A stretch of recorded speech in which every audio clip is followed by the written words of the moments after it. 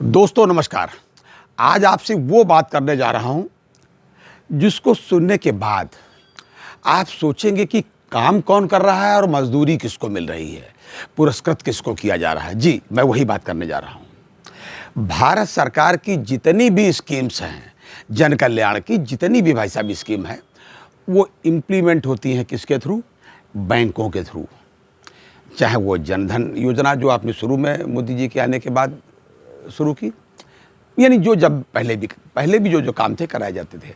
वृद्धावस्था पेंशन, विधवा पेंशन, विकलांग पेंशन, केन पेमेंट, आवासीय व्यवस्थाएं, आवासीय ऋण, हरित क्रांति लाने की जिम्मेदारी सब आपके ऊपर। यानी जो भी जन कल्याण का काम दिया गया, चाहे वो सब्सिडी का या जो भी, सब आपने किया, यानी कि बैंक करते हैं।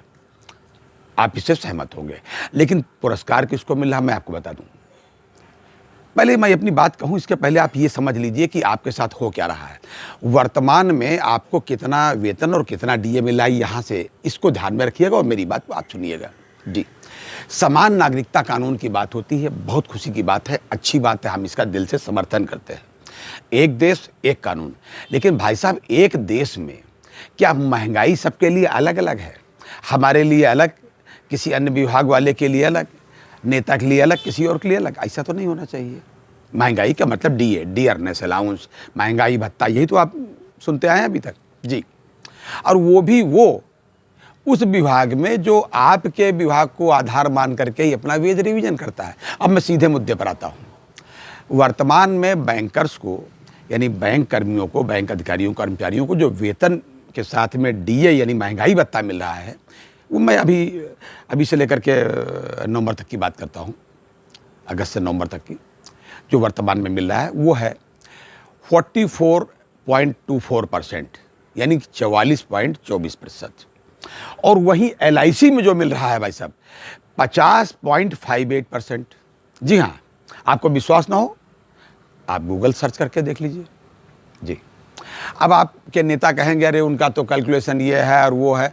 अरे भैया, गणित चाहे जैसे लगाओ, दो दूनी चार ही आना चाहिए, तभी सवाल सही होता है। मैंने इसलिए कहा कि अभी आपका 12वां वेज रिवीजन है, इसका निगोशिएशन आईबीए से चल रहा है। आप अपने नेताओं को कहें कि इस पर भी वार्ता करें। जी, दूसरी बात, ये जो इंश्योरेंस प्रीमियम की बात जाती है, इंश्योरेंस प्रीमियम की बात, जी, इंश्योरेंस प्रीमियम के मामले में अभी जो आईबीए का ताजा सर्कुलर आया है, कितना हाई रेट है भाई साहब। 4 लाख तक का बीमा पाने के लिए कितना आपको लंबा प्रीमियम देना पड़ेगा। मैं आपको एलआईसी के बारे में बता दूं कि एलआईसी में कितना कम है। कम तो है, कितना कम है, आपकी आंखें खुली रह जाएंगी। और उसका कारण भी मैं आपको बताता हूं। 25 लाख रुपए का बीमा महज 1900 रुपया महीने पर, 1900 रुपया माह का मतलब हुआ जा करके 21,800 के आसपास हुआ सालाना। जी, है क्या? वैसे तो वो 7600 रुपया, 7,600 रुपया माह है, लेकिन उसमें 75% जो है बियर करती है एलआईसी। वो चाहे अपने जो कार्यरत कर्मचारी अधिकारी हों या रिटायरीज हो। जी, उनके सबके लिए एक ही नियम उन्होंने बना रखा है। बहुत ज़्यादा वो पछड़े में नहीं पड़ते कि उनके लिए ये नियम बनाओ, उनके लिए ये नियम बनाओ। तो उसके हिसाब से तो 91,200 करीब हुआ जा करके। लेकिन वो 75% बियर कर लेते हैं, तो 1900 रुपया प्रतिमाह कर्मचारी की पेंशन से वो ले लेते हैं या वेतन से ले लेते हैं, जैसी भी स्थिति हो। इसकी ज़्यादा अगर भी आपको कराना है तो आप अधिक पैसा दे करके अधिक का बीमा ले सकते हैं। क्लरिकल कैडर के आदमी ने 1900 रुपया प्रतिमाह दे करके 25 लाख रुपए का भाई साहब हेल्थ इंश्योरेंस लिया हुआ। ये मैं आपको रिकॉर्ड आपसे सीधे सीधे रूबरू होकर बता रहा हूँ। आप किसी से भी पूछ लीजिए, एलआईसी में सर्च कर लीजिए, बात कर लीजिए, आपको पता चल जाएगा कि आपके साथ क्या हो रहा है। और बड़ी बड़ी बातें होती हैं कि आईबीएस से ये बात हुई और वो बात हुई। सच्ची बात यह है कि हमारे लोगों को कोई केवल बैंक समझते हैं, वोट बैंक नहीं समझते। इस बार आपको बताना होगा कि आप खाली बैंक नहीं, वोट बैंक भी हैं। अच्छा, एक बात मैं कहाँ तक आपको बताऊं भाई साहब। अभी पिछले वेज रिवीजन जब हुआ था, पिछला जब 11वें का सेटलमेंट हुआ था, तब बहुत मुश्किल से, इसके पहले हम लोग करा पाए थे जा करके दूसरा और लास्ट सैटरडे जो है, इस पर जो ऑफ करा पाए थे बैंक वाले कि भाई दूसरा शनिवार और चौथा शनिवार जो होगा, इसमें बैंक छुट्टी रखेंगी।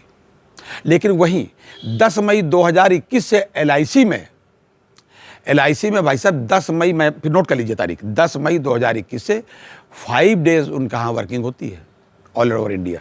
जी, ये उनको मिल रहा है।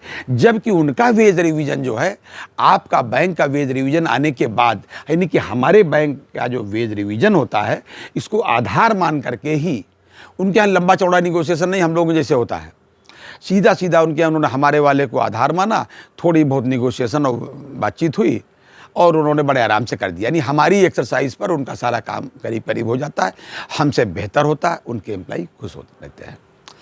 तो चूंकि आपका अभी वार्ता चल रही है 12वें वेज रिवीजन की, अपने नेताओं से कहें इस पर भी ध्यान दें। और जो ये ज़्यादा प्रीमियम पर जो इंश्योरेंस की बात है,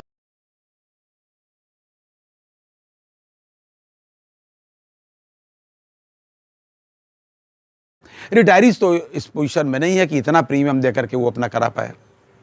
तो क्या यूसीसी की बात, यानी कि कॉमन सिविल कोड जो है, समान नागरिकता की बात, बिल्कुल सार्थक हो पाएगी?